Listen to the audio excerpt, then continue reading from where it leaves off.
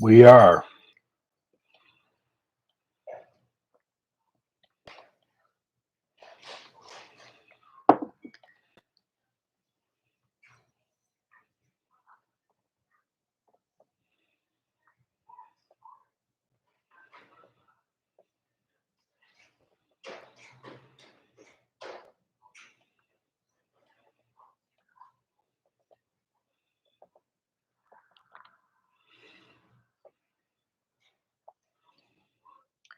Guys, make sure to hit the Good like evening. button as you're entering. Ohio.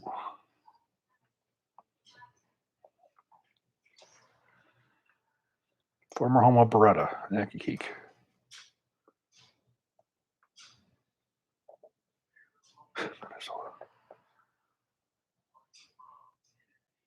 Hey, Brent.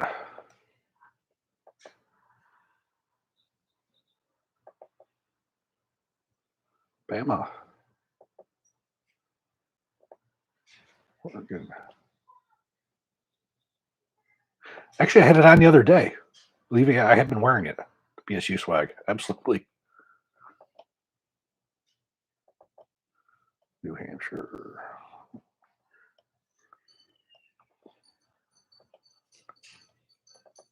Hey, Brent. Hey, man. Got Colt AR-15 resources in here, and I got Brent.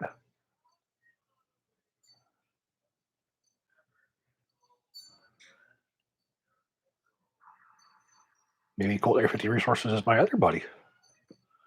Hey, look, Alex, maybe. Yeah, Anon. Hey, none. Okay, guys, I think we're going to get started now. Thank you for joining us. If you have a question tonight during the chat, you can put it into the chat line. If you would like to donate and have your question bumped to the top and get a guaranteed response, you can do that by clicking a $, and that is the Google Super Chat function. Google does take 30% of your donation, which is quite a bit. So we do prefer Donor Box, which is linked on smallarmsolutions.com. And I'm also going to plop the link in the chat here, and you can use that throughout the chat to get priority over all the questions that are coming in. You don't have to donate to get your question answered. We will try to get through as many as we can tonight. We have a few that were submitted earlier today, and we'll get started with those. Those will probably just take a few minutes, and then I'll start pulling in from the chat. Well, Racer 321, Hellion review coming. Well, I got some good news today. Other questions. We're not. Okay, I'm sort of excited about this one. That's okay, well, we'll get to it. Just hang on a second. Matthew on Donor Box, thank you, Matthew. Did the M16A3 have a detachable carry handle, permanently attached, or did it come with both? No, M16A3 was an exact M16A2. Only difference being it was fully automatic instead of 3-shot burst. Dustin on Donor Box, thank you, Dustin. I would like to mate an enhanced BCG from L&T with a carrier that has the gas key machined on it. Which would you recommend? Say that again. I would like to mate an enhanced BCG from L&T with a carrier that has the gas key machined on it. Which would you recommend? I think you're referring to the enhanced bolt, because I mean, the enhanced bolt you can put in any bolt carrier that there is. For as far as the carrier is concerned, I mean, that comes with a standard key. Thank you for your donation, Steve. I'll look for any questions you have, or just email it to me separately at hbartocci@smallarmsolutions.com, and I'll pull it for you. But thank you. And on Donor Box, in the case of the 922R compliance law, since it regulates how many parts can be imported into the country from a foreign firearm manufacturer, but how does this affect a U.S. firearm manufacturer from sending out their firearms to foreign customers or exporting to another country instead? 922R has nothing to do with exports, only imports. For as far as what leaves the United States, that's up to the State Department. But for as far as what comes into the country, that's regulated by ATF and the State Department. They're the ones who decide that this is X amount of parts on a rifle. How many has to be American for it to be legal? Those are two separate entities. Do you think the M16 still would have been adopted if the U.S. adopted the FAL instead of the M14? Yeah, because of the fact that you have intermediate caliber, it's lighter, and it's much more. It was much more of the weapon needed for the Vietnam War. Okay, now Hellion is a Hellion review coming. Yes, just today, I talked to my girl over there, and Stephanie said that she's got on the way for me a Hellion as well as the new Springfield Armory high power, 2 guns that I've been dying to get my hands on. So those are on the way and should be here sometime next week. So I am ecstatic. You will be seeing a review on the Hellion, and you're going to be seeing a comparison between the Hellion and the Tavor because I do have a Tavor, so we're going to be able to put those two side to side and see which one I like better, anyways. What would you recommend as a good quality H bar for those living in Maryland? I have to say I'm not as familiar with your laws down there, but if you can find yourself a pre-banned Colt AR-15A2 H bar, it's nice. Or find whatever gun is compliant with you there and just get the barrel. You can get barrels all over the place depending on what you want. Brownells, you have a wide selection of barrels, thicknesses and lengths. Will an LMT enhanced bolt carrier group work good with a carbon gas length? Carbon gas length. I never heard of that. It's right here. It's carbon gas length. Yeah, I never heard of a carbon gas length. Moses, if you want to clear that up. I'm guessing you have some kind of a spell check issue there. How would one go about making a M9A2 Cerakote a M9A1 FDE and put a threaded barrel on it? Well, basically, if you want to turn M9 into an A2, you have to replace the safety on it because it's a special safety on it. You have to get a Beretta threaded barrel. You would Cerakote both the upper and the lower. And I will tell you that you will have some issues with the slides when you make the slide to the frame, because when you have both of those surfaces are going to have the Cerakote on them, they're going to be very stiff. I was just talking to Beretta about a similar issue I had had with an M9A4. They actually cycle the guns several thousand times before they ship them, so it wears the slide into the frame, so you don't have binding. So you definitely want to be careful of that. However, the grips, the frames are different. There are some differences to the frame size or the frame the way the grips are. Um, there's also a much nicer trigger in the Beretta too. It's got a nicer reset on the M9A4. But that's the M9A4. Quite frankly, rather than go through all the trouble to go do that, you're better off just going out and buying one. What it's going to cost you to upgrade those parts and have it Cerakoted and all that. I just don't think it's worth trying to convert it. How likely is it that the Bushmaster ACR comes back, or is it worth picking up at this point? Oh, it will. They've already said that it will. That's just how it's going to happen. Whether it's going to be, when I talked to the lady about it, the biggest question is whether all the parts are going to be backwards compatible. They've said they want to try to improve the rifle, over what it was. So it is coming back. They've already said that. Out of all the AR platform 22 cal rifles, what do you think is the best? Are you saying 22 long rifle? Excuse me. Are you saying 22 long rifle? Jesus. Got down the wrong slot. Why don't you drink another sip or something?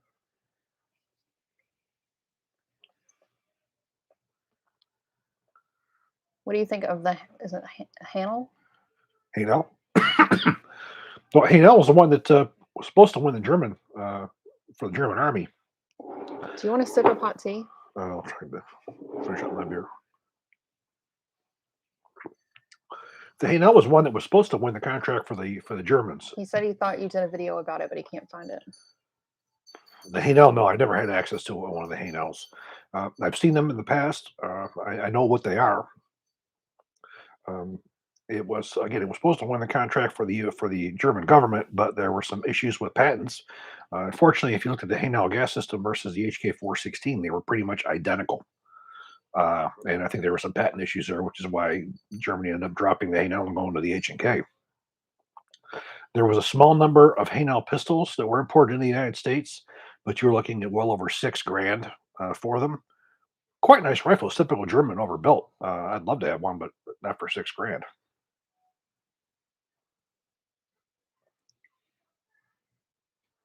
Do you have any experience with the Expo Arms hard chrome BCG?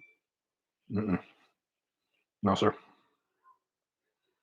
What buffer weight would you use for a 16-inch mid-length gas 5.56 SPR barrel shooting 77 grain ammo suppressed?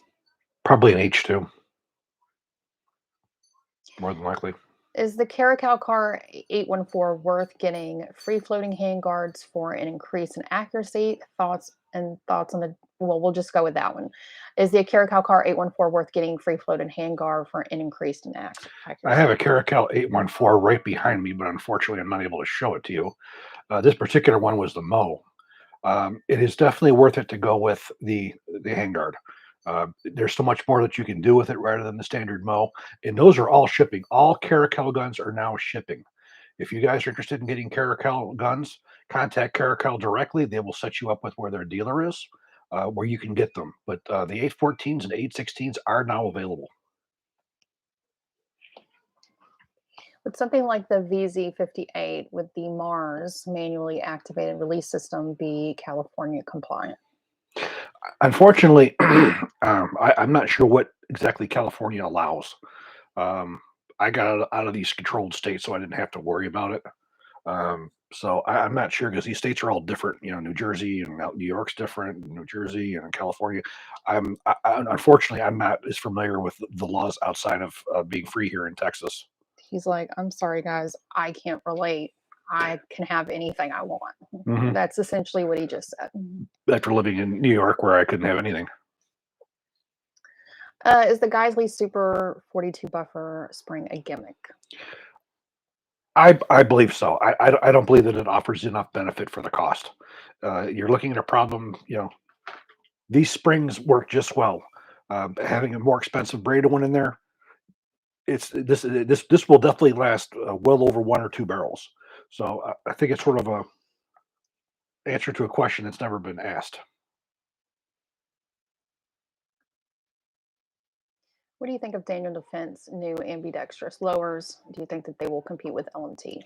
I don't know. I just got an email back from Daniel Defense basically saying that their ambassador program was full and that they'd keep me in mind. So they won't send me anything. It's I'm not. full. They're booked. Yeah, evidently I'm not big enough for them to send any products to. So unfortunately, without access, I can't help you. Well, speaking of new access, we just became affiliates with Otis Technology. Very happy. If you guys have been following us for a while, you'll know that Chris worked at Otis for a few years after he left Colt, and he engineered some of their components that they use to maintain your rifles. And, you know, like anything you buy that's expensive, you want to take care of it. And Chris is extremely anal when it comes to Mhm. taking care of and cleaning his rifles. They get extensively cleaned after every trip to the range. So, um, you know, like we always say, we'll never endorse a product unless we can firmly stand behind it. And this is definitely a good fit for us. So we have a code and it just became live yesterday, I believe. It is SAS15 and you'll save 15% off Yep. all the products on the Otis website. So that there's a link also in our description box now. But yeah, it's just Otis Tech and all their products you'll get 15% off. So So you can expect to hear me talking about them a lot in upcoming videos because I do I like mean, to tell he you. already did I do. before. But I like being able to tell you guys, you know, if you buy this, this is the best cleaning system to get for it. And those of you guys who are AR guys, they make some of the best complete kits that there are to fully maintain that rifle. I know. I designed some of them, and I designed some of the tools. Um, so you know, as I talk about these different weapons platforms, I'm gonna start letting you guys know which Otis kits that you should buy for them. Um, as I said, it was funny. I talked to them not too long ago. I said, "Do you realize I probably use your kits more than probably anybody else in the freaking world on a monthly basis." It was rather funny.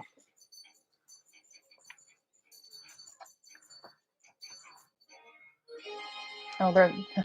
He said, "Decline." Michael said. Michael said. Is it when his brother calls and disrupts the chat? Look, Michael said, Heather, drink this tea. Chris grabs beer.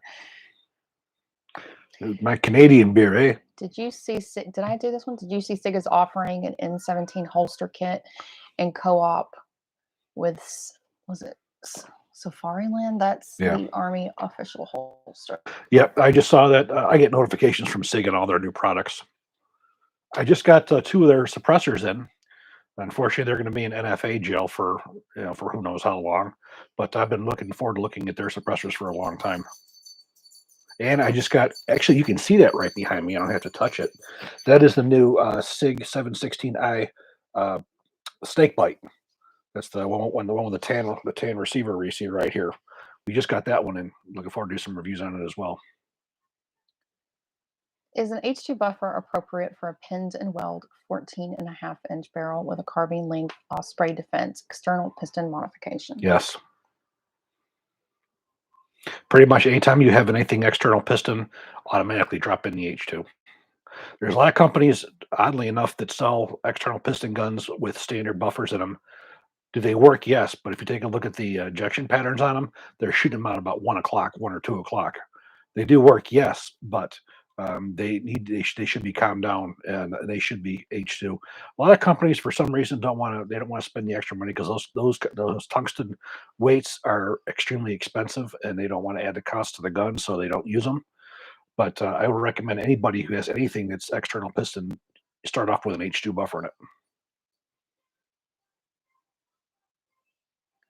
What do you think of SIG 516 Gen 2 versus a 416? 516 was designed as an upgraded rifle. It took a lot of the issues that the original SIG had, or HK had. All the proprietary parts, pretty much got rid of all that. Slowed down the gas system so the gun doesn't beat up itself. They were designed by a couple of the same guys. One of the guys, Robert Hurt, who was on the 416 team, went to SIG, and him and Chris Royce designed that. And they designed the whole intent with designing the SIG 516 was to correct a lot of the deficiencies that Robert saw in the HK design. So you can go with the gun that's just as reliable. It's not going to beat itself up. You could use standard AR-15 parts in it for the most part, with the exception of the gas system, same bolts, same everything, and with the tuned gas system. So that's how that history goes. And of course, then you go from there, you go to the Caracal 816A2, which I would purchase over both of those because that was a collaboration between both the designers of the 516 when they went to UAE to come up with a gun that was even more improved over the SIG. So you have the third iteration of improvement, which I have one of those behind me now too. But unfortunately, since that guy shot something or self or whatever it was on YouTube, I can't show it to you. What do you think about stainless barrels and all the weird rifling styles in semi-auto rifles? Well, stainless steel barrels have a specific use. Those are for you guys who want match shooting. Those are you who want to put holes inside of another, or you want your really tight groups. That's the purpose of that. And of course, you can have 5-hour rifling, 6-hour rifling, and so forth. But those of you who want combat barrels or you want, target shooting barrels, you want barrels that are going to last a long time, that's when you go with the Colt hammer forged, chrome plated, or nitride or whatnot. They're used for a different purpose. They are more expensive. They don't last as long, but they give you more precision accuracy. They have their place. It just depends on what you want to do with it.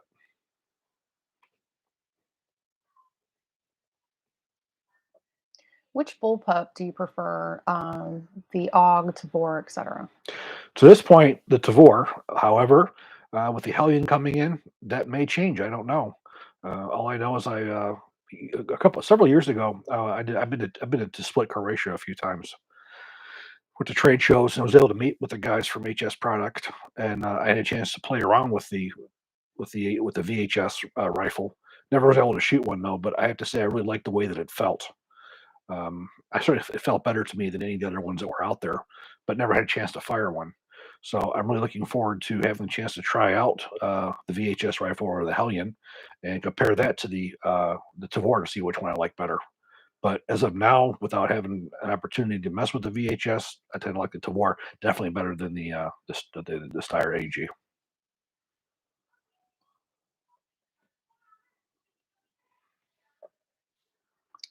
Oh, Matthew on Donnerbox. Thank you, Matthew. You made it done. You didn't have to put a question on there. If you forgot to do that, just send me an email separately at hbartachi@smallarmsolutions.com or kind of flag me down in the chat and I'll pull it for you. But thank you. mean, you can just donate if you want to. I mean, some people do that. I just want to make sure that if you did have a question, that we didn't miss it. Is an Aimpoint Comp M4 worth the extra money versus an Aimpoint Pro? No. The Aimpoint Comp 4s, those are older technology. They're ones that are used by the military. The newer versions are a little bit lighter, and they're just as good. Um, they're just sometimes not as heavy. They're using a little bit different materials. But yeah, absolutely. It's the Comp 4 is a military site. The other version is designed more for law enforcement, commercial use. Absolutely. I've used them. I've used them both, and I prefer the. Uh, I'm sorry, the other one, not the Comp 4, the law enforcement version one. What's your opinion on direct impingement versus gas piston? Are there more benefits to having gas piston versus the traditional direction Well, impingement? first of all, let's start with using correct terms. Internal piston versus external piston. That's something that you hear me talk about all the time because the M16 is not direct impingement. That is not how the system works. It is an internal piston. The piston is created between the back of the bolt and back of the carrier. An actual direct impingement is basically you have a tube that hits the face of the bolt and it blows it back directly. There's no piston. There's no channel. There's nothing like the Youngman. Then external piston would be one that's not inside the bolt carrier. It's out. It's up in the front. For anything other than probably extremely short barrel rifles, I prefer the internal piston. I'm quite a fan of the M16 system. It works well. However, when you start getting down to the 10.5-inch barrels and such, where you have less dwell time, the external piston tends to give you a little bit more of a benefit there. Um, Quite frankly, if you want an external piston system, don't buy an AR-15.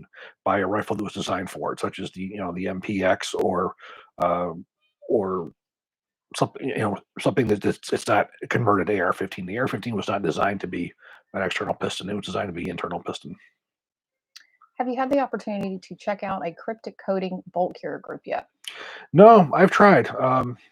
Those of you who are familiar with my book, my review I did on enhanced carriers and enhanced carrier finishes a few years ago, I tried to get a bolt carrier from Cryptic to do a review on to check out. They told me no. They weren't interested in having anybody look at that for anything. So I've never had the opportunity to look at it, and I never thought enough of it to go out and spend my own money on it. So no, they were less than cooperative. When I did the video, I've just never really given any attention to them since. I prefer Chrome. Those of you who follow me, I would take a Chrome over any of that stuff any day. This guy wants to hear you talk about the Palmetto H&R M16A1 that SHOT Show had. I can't wait to see one. The only difference that I'm aware of in the markings is the location of the facility, because that's the only thing that's really changed. From my understanding, everything is the exact same. That they've actually paid attention to all the details. Um, I will try to get my hands on one eventually to do a review on. Finally, somebody who is really doing it right, unlike Colt, who didn't pay attention to any of the details. They just, slapped their name on the lower receiver and that was it.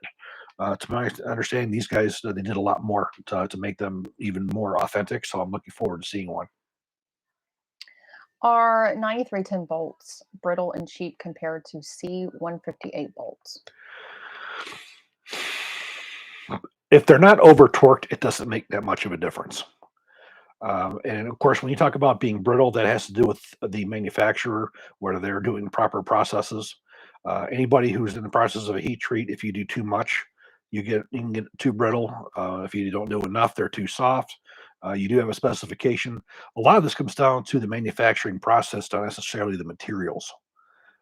So for the most part, as long as they're not over torqued, it doesn't make a difference. But again, if they're not made properly with a proper heat treat, they both can be bad.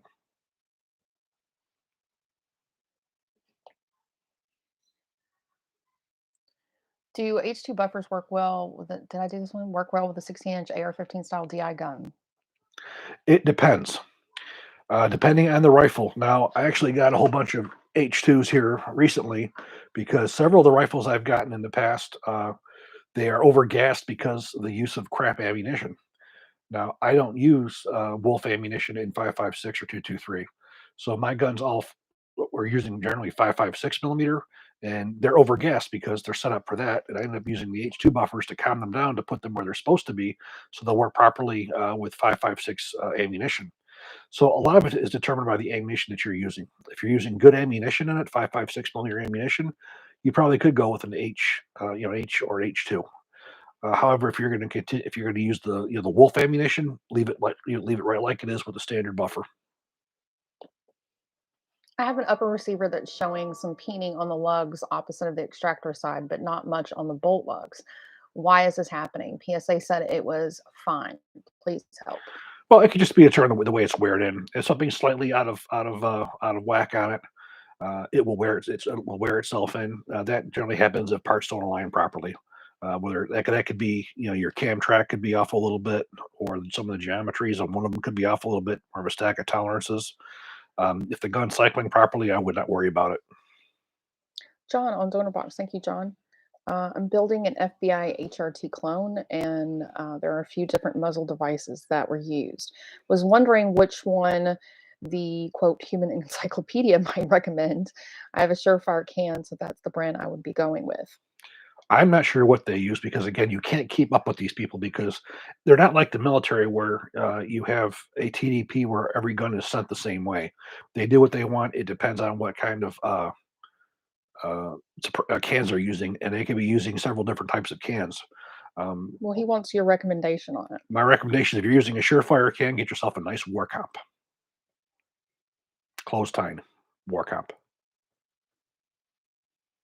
What is your preferred way to carry a single action pistol? Not to do it. What is your opinion of S&W Sport 2? I'm debating changing to a PSA M4 upper, but don't know if it's even worth it.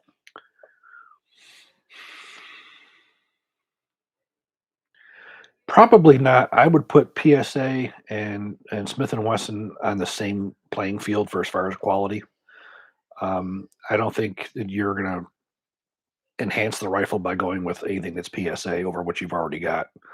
Um, Again, I put those two both on the same playing field. They're good the way they're set up. I mean, obviously, you can put whatever you want on that upper receiver, but if you're going to be changing out, I probably would go for something a little bit better.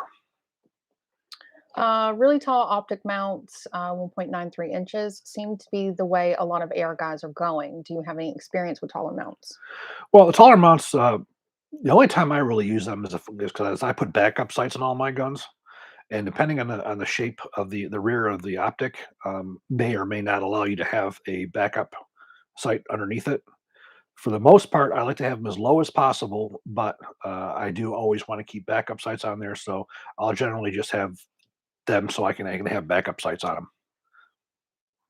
Does the 816 take standard AR barrels? Say it again.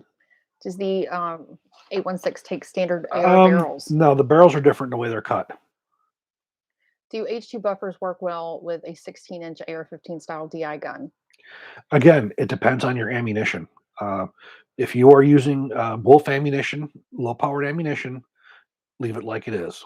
If you're using 5.56 millimeter ammunition, a good NATO spec ammunition, and you notice that your rifle is ejecting at 2 o'clock, your A2 or your H2 buffer you put in there, it'll get it to where it needs to be to the around 3 or 4 o'clock. So it just depends on what ammunition that you're using. Myself, I generally have H2s in a lot of things because I use 5.56 NATO. I don't use a lot of 223, and I definitely don't use any of the low powered Wolf. It's not even at SAMI spec. Do you have any opinions on an illuminated optic? If it will, and it's a typo, so it's hard to understand. Set at 10 or 11 or 12x and never change. I will mount on my RMR on top, so it needs a lower profile top, turret, and lightweight with best eye box. Well, I would take a look at some of the Vortex sites. The Vortex optics probably will fit just what you're looking at with the ones that are would have the illumination on them. Carl in Donor Box, thank you, Carl. Wanting to experiment with a lightweight but reliable AR combat rifle build using titanium for most of the parts, spare for an LMTE bolt, and maybe a CHF chrome line barrel. Any advice or specific manufacturers I should use? What should I look out for? Oh, again, looking at lightweight, you have to just, so as long as you know the limitations, it's not a sustained fire. You're not gonna. It's something that will overheat relatively quickly compared to a standard one. If you really want to go lightweight, I probably would actually it wouldn't even be a chrome line barrel because they don't make them anymore. But I would go with the barrels at Faxon. Faxon makes probably the nicest lightweight uh, barrel that's out there for as far as lightweight barrels. I would definitely recommend that. The LMT enhanced bolt will be excellent. You may also need to use a heavier buffer in there too, depending on what ammunition that you want to use. Again, all the stuff comes down to ammunition. Is what type of ammunition you guys are going to do. It's so much easier dealing with military guns for militaries because you have a specification for ammunition. You know exactly what the port, chamber, and uh, gas port, pressure, chamber pressure are going to be. You know what that's all going to be under hot environments, cold environments. So you can pick a system where you have a balance between the buffer and everything, and it will work all the time. You just can't do that with the civilian guns because of just this wide variety of ammunition. So unfortunately, your buffers are going to depend on what kind of ammunition that you're using. What makes one suppressor quieter than another? Well, a lot of them use conventional baffles. The ones who make them, there's two issues that you look at. One, obviously, is sound, and two is also back pressure. Now, the back pressure, for those of you who are familiar with suppressors, know, for instance, when you fire an AR-15 with a conventional suppressor, you get a lot of gas in the face. It comes back through where the charging handle is and the gas port into your face. Those are the ones that give you the best suppression for as far as sound.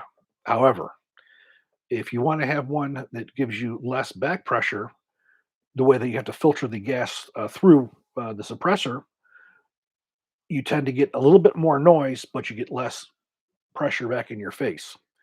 So there's a couple different schools of thought on it. So generally, you'll see a lot of guys who wear suppressors and SWAT guys, military guys wear goggles. Well, one of the main reasons why you want to wear goggles with suppressors is so you keep all that off of your eyes.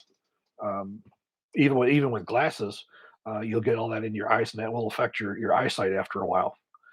Um, when you start looking at suppressors like the um, OSS. In fact, I just got one in from LMT Advanced Technologies. It's also designed very similar to the OSS for as far as decreasing back pressure. You will get a little bit more noise, but you won't get all that back into your face. So you sort of got to decide on what's more important to you. What is your opinion on Steyr? Steyr, I'm not really an AUG fan, and that's about the only gun I really ever messed around with Steyr. They make excellent barrels. I know a lot of companies who use OEM companies who use Steyr barrels. Um, but again, their main claim to fame in the area that I study would be the AUG, which I've never really been that much of a fan of. Do you think ARMS is done for? Unfortunately, yes. After Uncle Dick passed, it went to his one daughter, and his one daughter, I don't really think really cares much about it. They're not bringing out new products. They're very rarely keeping up with the products that they have. You don't see them at SHOT Show. You see no marketing period. And again, most of the time when you want to go in there to buy something, it's out of stock.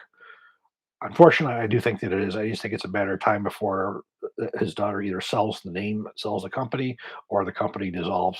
It's very sad. I don't think Uncle Dick would have been very pleased with the legacy that he's built, just being destroyed once he passed. But unfortunately, he had a son-in-law that he was hoping that was going to take over the company, and that did not work out at all. Um, and like I said, I think his daughter just, you know, I don't really think that she has much interest in it. Make sure you guys are hitting the like button, please. Thank you. Tad wants to know, having seen the latest Jurassic World trailer, what would your this might actually be an interesting video. What would your T-Rex rifle be? You know, Texas would legalize dinosaur hunting in a heartbeat. Oh, for sure. Oh God, that would probably be the 700 Nitro. I would want freaking 50 caliber Barrett or something like that. Yeah, that's a whole different thing than having to hunt a Squatch.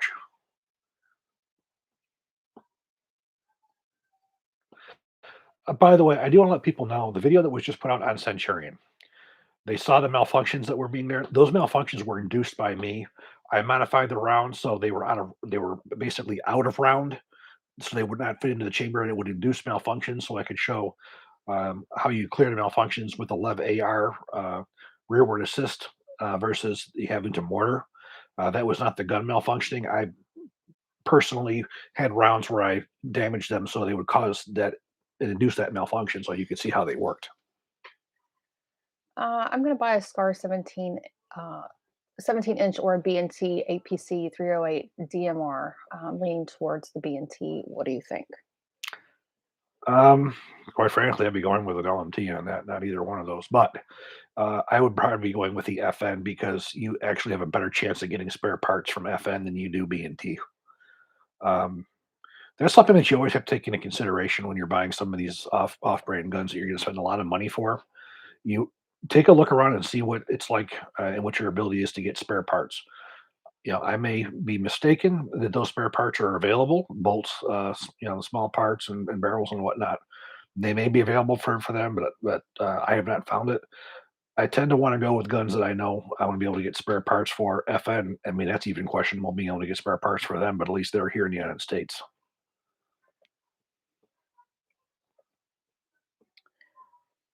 TS on Box, thank you. If you were issued depleted uranium ammo, would you consider an external piston over an internal piston AR? It would not matter. It's a projectile. The only small arms ammunition I've ever seen depleted uranium there was a run of 7.62 NATO that was made that way. For obvious reasons, you don't want to use it. But I actually there was one time I had seen that made for small arms ammunition. So oddly enough, Is Crink off a good SPR? it is. I don't own any of those. The interesting thing about crank-offs is you have to make sure that you have the proper muzzle devices on them to keep them running. But the problem is with those is those barrels are so small for those calibers. First off, you're going to be getting a fireball, and you're going to be losing pretty much all of your velocity.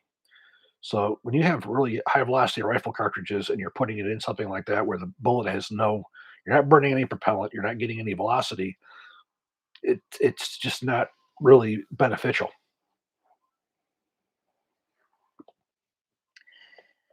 Let's see. What is your go-to brand of ammo for 5.56, and what grain do you like? Black Hill 77 grain OTM. That is my go-to on the Mark II 62 Mod 1. And they also make a 77 grain GMX, which is a solid copper bullet for a bullet that has penetration to it.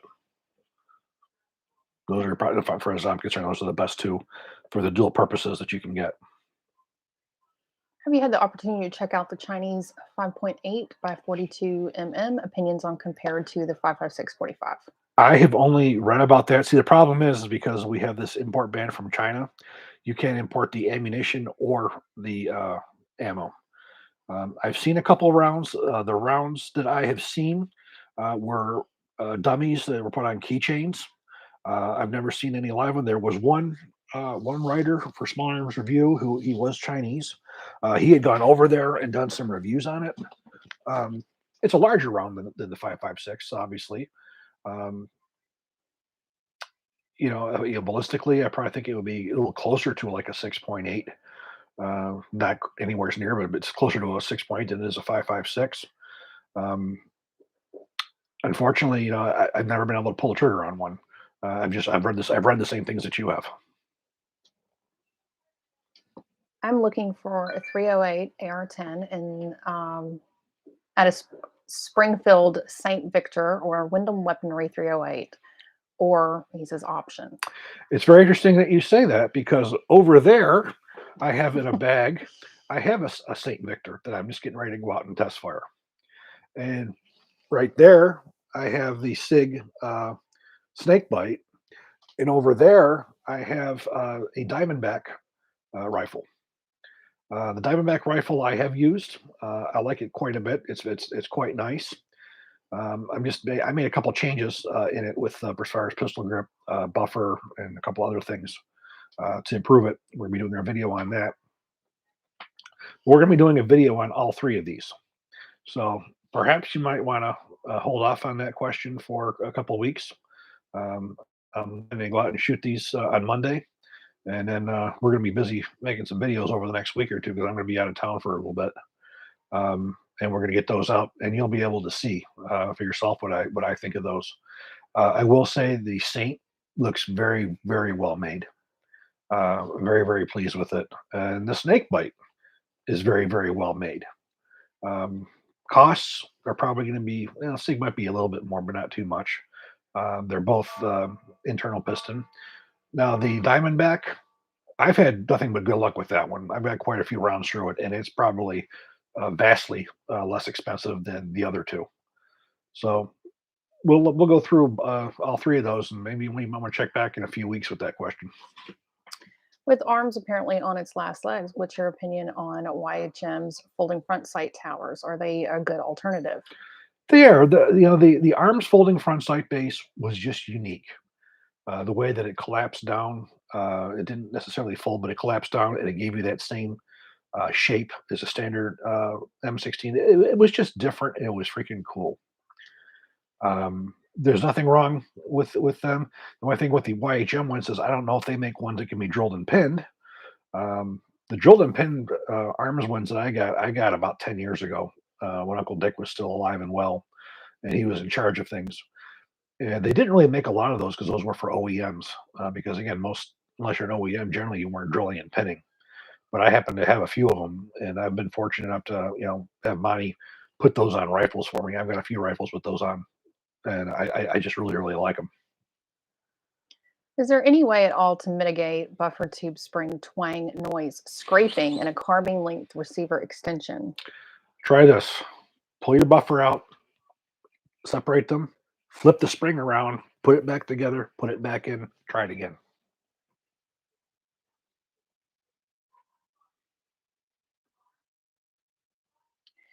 In an AR 16-inch 5.56 223 1 in 7 twist, what billet weight minimum takes advantage of the 1 in 7 twist? Bullets will take you anywhere from generally 55 grains up to 80. Where if you go with a 69, or if you go with a 1 in 9, for instance, it'll take you probably from 55 grain up to 69 grains. You go to the 1 in 12, you're going to be, anything from 45 grains up to 55. You may get 60. Now, you probably, 60 would be pushing it. What is the barrel life of 4140 steel less than 4150 for semi-auto applications? You probably wouldn't notice it. Mostly that would be noticed in full auto and in military use. Sean said the same thing. You'll probably not even notice a difference Yeah, as a civilian. no, you wouldn't. Most of the time, when it's those lives, a lot of it's affected by the full auto continuous fire, and also them not being taken care of. If it's chrome plated, that's certainly much better. But a regular stainless steel barrel using that material, it may not last. It won't last as long as 4150. I mean, for your accuracy. But again, I don't think that a civilian would ever see it.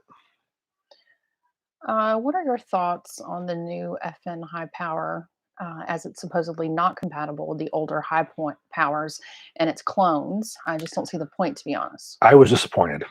When I looked at it, when I think of the high power, I think of what Springfield Armory did with it. So when I saw what FN did with it, I don't know. It's not a gun I really am anxious to go out and review. I'll say that. I've been trying to get my hands on the Springfield Armory FN because it is based off of the real thing. A lot of the parts are interchangeable. That excites me because again, you're bringing back. This is a classic design. This is one of the guns that basically altered the way we looked at military pistols.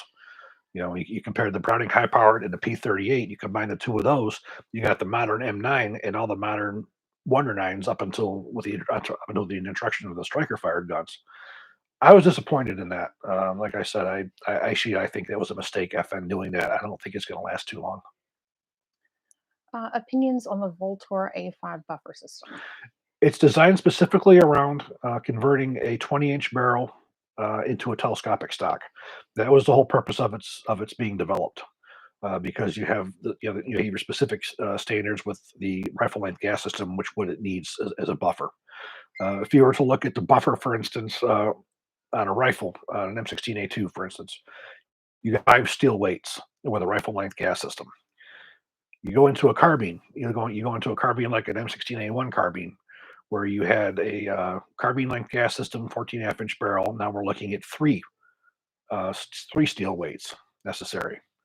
Now we look at the M4, where now we have issues with the feeding of uh, the sharp projectiles. Now we have to add a uh, tungsten in there to allow more time for the shot column to rise up so it aligns properly. So you had to basically get the weight of uh, the weight of five sliding weights into a carbine length buffer. So that's where that came from. The A5. I don't think it has as much benefits in carbines as it does for that. It's not worth the extra money, at least in my opinion. But that's what their primary use for. In Afghanistan, at the armory I was working at, helping the guys out with, there were several guys who were putting those Voltor stocks on their A2s and on A4s. Um, they were not M16A5s; these were M16A4s to A2s. The Army authorized them to put these telescopic stocks on because these guys are mounted and they're also wearing heavy body armor, which that overall length of that stock was causing a lot of issues with them being comfortable getting proper mounting to be able to see the sights. Um, so if you're doing that kind of a project, I would say go for it. If not, I don't really think it's worth the extra money and all that. I recently purchased an X95 13-inch SBR, and I read online that the height overbore for the included iron sights is higher than an AR-15. Do you have any recommendations for properly zeroing the sights? Well, basically, you're going to do the same thing. You're going to put your iron sights on there, and you're going to do the same kind of zero because you're going to have to make up the adjustments anyways. The only issue is will you be able to? If it's sitting up that much higher, you could have problems with your front sight post. So you may need to screw around with front sight post lengths. May need to get some that are longer, or you may just end up using an optic and not bother with iron sights. Any experience with the USP Expert series? Sure, yeah, absolutely. I've actually never been a USP I didn't like. They're very nice. The long with longer barrels and longer slides. Um, I tend to like the tactical better because again, I use suppressed, but the experts I think are a little more rare to get a hold of. But if you go to the video I did on the USPs, I do talk about that.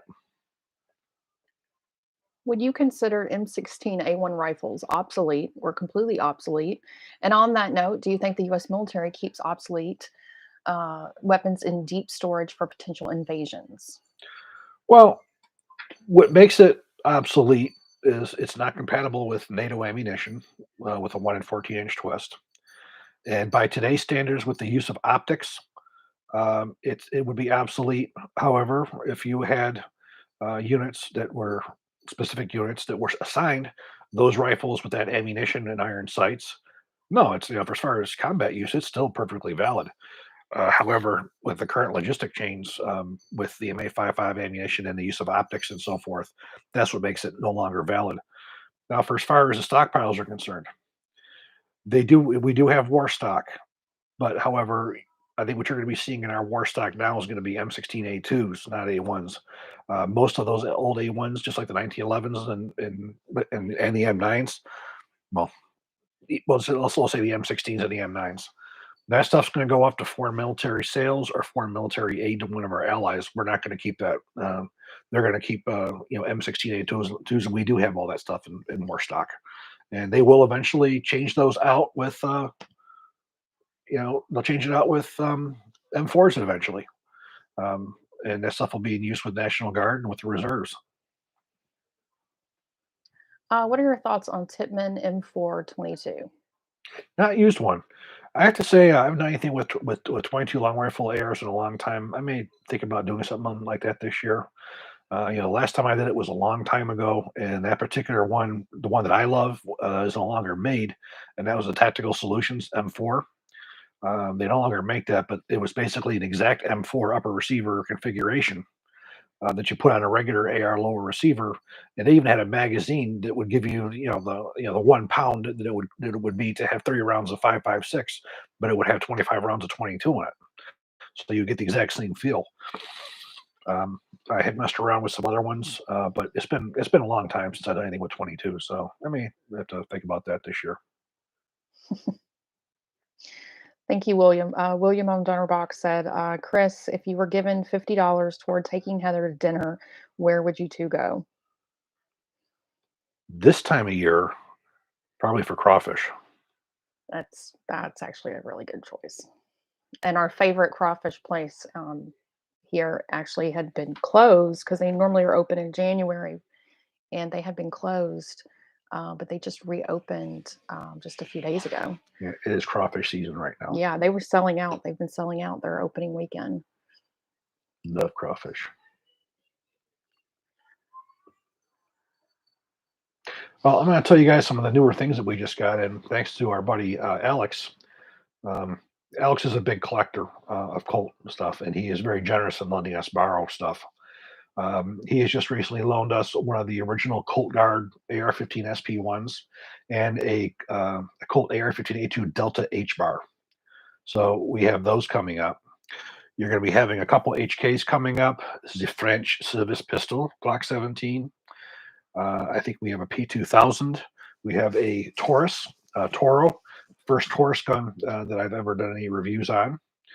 We're going to have two FM products guns, the FMP 556 as well as their FM9.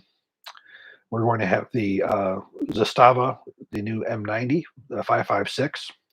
We're going to be having a Markomar Setme 3, Setme 556. We're going to have a let's see, there's a lot here. I'm trying to remember them all. We're going to be having the Snakebite SIG. We're going to be having the two new Caracals, one of their 11.5-inch pistols and one of their Patrol 814s. You're going to be having the Springfield State 556. You're going to be having the Diamondback, and we have on the way the Hellion, or the VHS from Springfield Armory, and we have their P, it was the SP38, I think it's called. It's their version of the Browning High Power, and they've also just sent me an email about something brand new that's coming out. They're going to be sending me. I'm not sure what it is, but it's something that it's a brand new release. So I'll know when it gets here what it is. But those are some of the things. I'm sure I left some of it out. Oh, also the Beretta M9A4 is on that list also. Yeah, click like on this video if you know Heather's going to be exhausted from doing a lot of editing. And Saturday, our next video will be live at 10 a.m. Central Time, and it's going to be on the Palmetto State ARV. It takes the CZ Scorpion magazines. Yes. If you could go shooting, this is a funny question. I think I know the answer. If you could go shooting with any president, who would it be and why? I have somebody off the top of my head. Any president? Any president. I'm pretty sure I know who you would pick, but I could be wrong. Probably Bush. Junior or senior? Junior. Oh, see, I was thinking Bush well, senior. Well, senior's gone, so I guess I was. I know, but he said any president. A lot of them are dead. Yeah. I would say Junior because he is a Texan. And so is senior. And he's a gun. Well, he's dead. I just said any president. And he's a gun guy. In fact, I would try to get him together with Chuck Norris out here. Chuck Norris is also a Texan. Oh my God. You're not a Texan, though.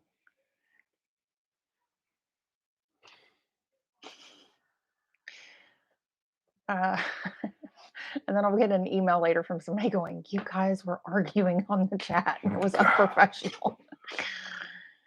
Do you have any thoughts on what's happening in Canada? Oh, it sucks for you guys. I can't imagine who voted Trudeau in. He's been there for a while. I just saw a meme that was interesting. It had a picture of Caitlyn Jenner, and it had him, and it was saying that Caitlyn Jenner has donated her balls to Trudeau. Well, that's lovely. I have no idea who voted this idiot in. He is a complete dictator. I don't think he really cares anything about what the people of Canada think. He is so much of a progressionist that it's damaging. I heard that there was some kind of they were protesting and they had some caravans and stuff. And what is it with the C word that you can't say on YouTube? I don't know. I haven't seen that. I've just been seeing what's been going on with the gun laws he's been putting in. Yeah, but there's a whole thing because of his rules with, I haven't seen that. yeah, like mandates and No, restrictions. And I've seen all kinds of stuff this guy does. It's just so far off whack.